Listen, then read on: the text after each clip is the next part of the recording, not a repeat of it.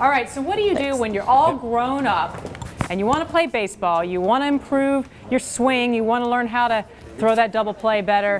Where are you going to go? Rolfe Winkler, he knows, you know what, because he went to grown-up baseball camp. Very impressed. It was a lot of fun. Where was this camp? It was in Arizona, the San Diego Padres spring training facility. Very nice. Now, you must have played baseball growing up as a kid.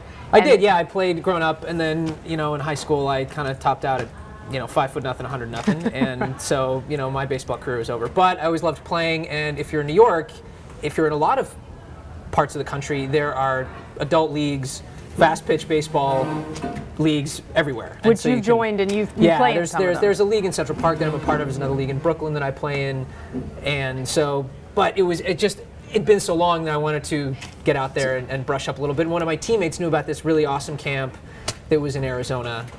And so, what position do you play in the infield or the outfield?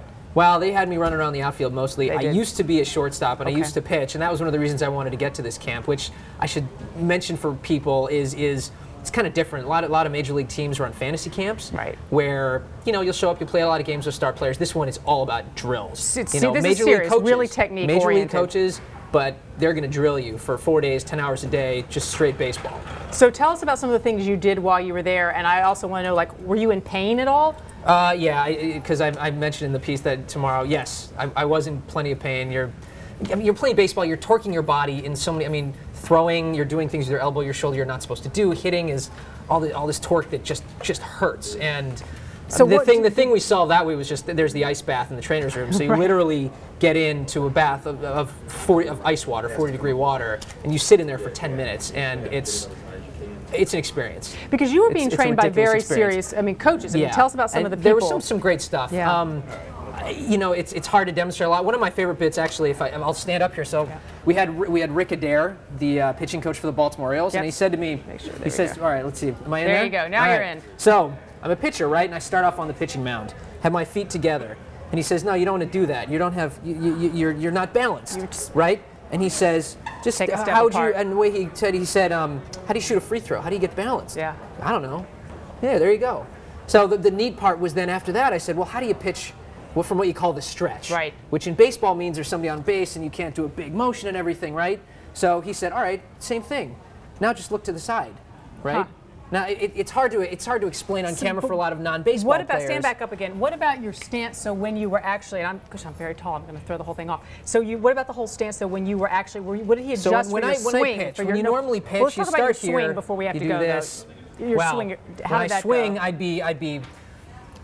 be high. You were right? high. I'd start high, start with my hands, and then I'd drop them and come up on the ball like this. Right. Right. And it was awkward. You don't get a lot of power. Right.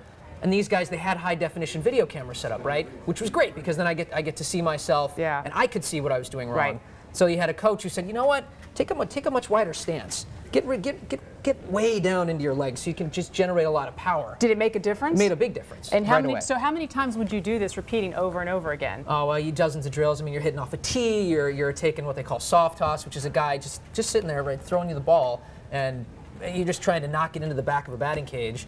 There was pitching machines set up. There was a pitching machine set up to throw curveballs, which was awesome because a curveball can be hard to hit because when it comes out of a pitcher's hand, it looks like it's going to hit you in the face. Yeah. And so you have to play chicken, literally. You have to just wait there and hope it's not going to actually hit you in the head and come back and then hit it. So quickly before we let you go, what was the cost of this, and do you have to bring all your own equipment? $2,800, which included the hotel that was next to the stadium where we all went. Right. And yes, you bring your equipment. You bring a uniform. You can get they have bats there, but bring your glove. If you're a catcher, bring your catching gear, etc. You still sore?